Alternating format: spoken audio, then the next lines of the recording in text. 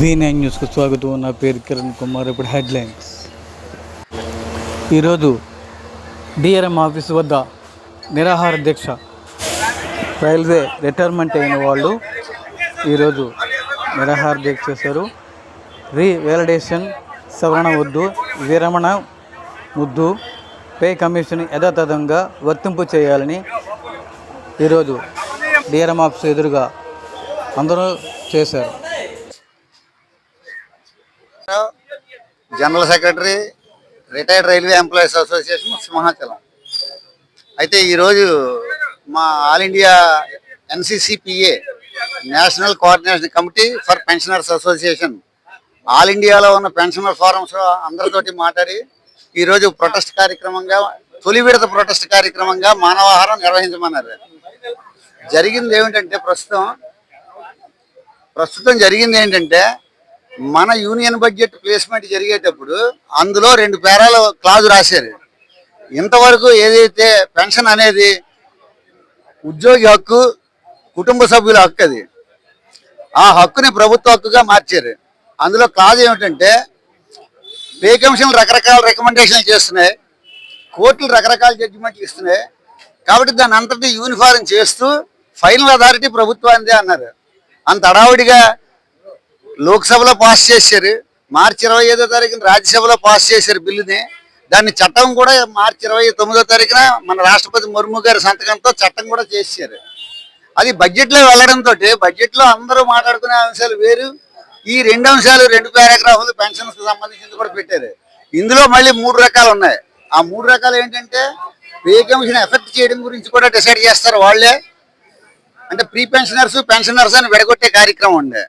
ఏ pay కమిషన్లో retire అయ్యారో ఆ పే కమిషన్లో రిటైర్ అయిందే వర్తిస్తుంది, తర్వాత పే కమిషన్ వాళ్ళకి వర్తించదు అన్నది ఆ clause. Pre pensioners, post pensioners అని పెట్టారు. అంటే ఒక పే కమిషన్ వస్తున్నప్పుడు అప్పటికే ప్రీ పెన్షనర్ ఉంటే వాడికి పెన్షన్ హైక్ వర్తించదు. పెన్షన్ హైక్లో ఏదైతే ఫిట్మెంట్ ఫార్ములా గట్రా ఇస్తారో అవి వర్తించవు అన్నది దాని భావం.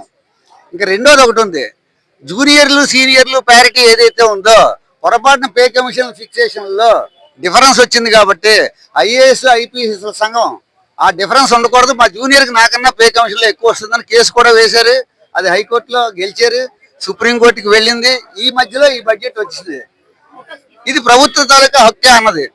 అంటే ప్రీ పెన్షనర్, జూనియర్ సీనియర్లలో ఏమైనా వ్యత్యాసం ఉన్నా సరే దాన్ని యాక్సెప్ట్ చేసే అథారిటీ చట్టం కాదుట, ప్రభుత్వానిదే ఫైనల్ అథారిటీ అని మార్చారు.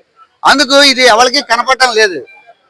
కానీ మేము పే కమిషన్ ఇస్తాం కదా అని ఫైనాన్స్ మినిస్టర్ పార్లమెంట్లో నిర్మలా సీతారామన్ గారు అపోజిషన్ వాళ్ళు అడిగిన ప్రశ్నకి మేము పే కమిషన్ వర్తింపజేస్తాం, పెన్షనర్స్కి ఇస్తాం, వీళ్ళకి ఇస్తాం అంటున్నారు, ప్రీ పెన్షనర్స్ కింద. కానీ చట్టం అక్కడ మార్చేశారు. అంటే ఇప్పటి వరకు ఏదైతే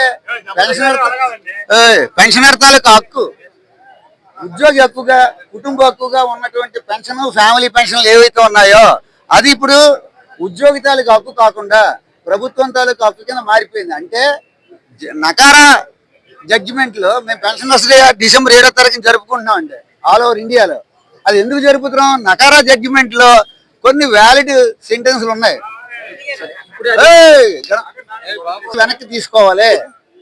ఆ నకారా జడ్జిమెంట్ ప్రకారం ఏంటంటే, ఎవరిదైనా సరే పెన్షన్ అనేది అది కుటుంబం వాళ్ళ ఉద్యోగి తాలూకా హక్కు, భిక్ష కాదు అని పదం వాడారు. ఆల్మ్స్ అంటే భిక్ష అండి, అది ఆల్మ్స్ కాదు, భిక్ష కాదు, దయాదాక్షిణ్యం కాదు, మెర్సీ కాదు, అది కుటుంబానికి ఉద్యోగి తాలూకా హక్కు. ఆ హక్కుని కాలు రాసేది ఎవరికి లేదంటూ 1982 డిసెంబర్లో జడ్జిమెంట్ కూడా వచ్చింది. ఆ జడ్జిమెంటే కాకుండా ఇంకా బోల్డ్ ఉన్నాయండి ఇందులో. మా పెన్షన్ హక్కుని, ప్రభుత్వ పెన్షన్ హక్కు అంటే ఇప్పుడున్న ప్రభుత్వం ఇస్తానన్న తర్వాత ఉన్న ప్రభుత్వం మరొకటి రావచ్చు. చట్టం అంటే ఒకసారి అయిపోయిన తర్వాత కేంద్ర ప్రభుత్వ ఉద్యోగులకు కానీ దాన్నే ఫాలో అవుతారు. ఆవు వెనకతలే పెయ్యండి. సెంట్రల్ గవర్నమెంట్ ఏదైతే డిసైడ్ చేస్తుందో ఆ ఆవు వెనకతల పెయ్యి ఫాలో అయిపోతుంది. స్టేట్ గవర్నమెంట్లు కూడా ఇప్పుడు అలాంటి దుర్మార్గానికి ఒడిగట్టి వాళ్ళ పే రివిజన్ మీద కూడా తర్వాత పెన్షన్లు ఉండవని ఖచ్చితంగా చెప్తారు. కాబట్టి మేము 65 లక్షల మంది రిటైరీస్ ఉన్నాం. సెంట్రల్ గవర్నమెంట్ కాకుండా స్టేట్ గవర్నమెంట్ కలిపితే 1,18 లక్షలు, 1,18 లక్షల పెన్షనర్లకి అందరినీ అగాధంలోకి తోసారు. అందుకే ఈ చట్టాన్ని వెనక్కి తీసుకోవాలని ఈరోజు తొలి విడతగా మా నేషనల్ కౌన్సిల్ అవి 32 ఎన్నో రిటైర్డ్ పెన్షన్లు ఆన్లైన్ లో మీటింగ్ పెట్టి మార్చి 9వ తారీఖున డిసైడ్ చేశారు. తొలి విడతగా మానవాహారం నిర్వహించమని, తర్వాత విడతగా ఏ ప్రోగ్రాం వస్తే అవి చేస్తాం. ఇప్పుడు ప్రస్తుతం ఇక్కడ 4 సంఘాలు కలిసి చేస్తున్నాయి. ఇంకా 1, 2 విజయనగరంలో ఉన్నాయి, వాళ్ళని కాంటాక్ట్ చేయడం అవ్వలేదు. కాబట్టి వచ్చారా, విజయనగరం వాళ్ళు కూడా వచ్చారు. అది ఏఐఆర్ఆర్ఎఫ్ కి ఎఫిలియేషన్, ఏఐఆర్ఎఫ్ కాదండి, ఆల్ ఇండియా రిటైర్డ్ రైల్వే. అయితే మాకు పై నుంచి డిసైడ్ చేసి ఇస్తారో ఢిల్లీ నుంచి. మొత్తం సెంట్రల్ గవర్నమెంట్ పెన్షనర్స్ ఫోరం ఒకటి ఉందండి, ఆ ఫోరం ద్వారా నిర్ణయిస్తారు. దీనికి అధ్యక్షుడు శివగోపాల్ మిశ్రా అని ఇప్పుడు హెచ్ఎంఎస్ఎల్కి నాయకులు, అలాగే రాఘవయ్య గారు దానికి కన్వీనర్, ఎన్ఎఫ్ఐఆర్ అని ఏదైతే ఉందో దానికి కన్వీనర్, వీళ్ళిద్దరు ఆధ్వర్యంలో మొత్తం ఈ పిలుపు ఇవ్వడం జరిగింది. మెమరాండం సమర్పించడం అవుతుంది. ఆయనకి 11 గంటలకు టైం ఇచ్చాం. మానవాహారం అయిపోయిన వెంటనే మేము వినతి పత్రం సమర్పిస్తాం.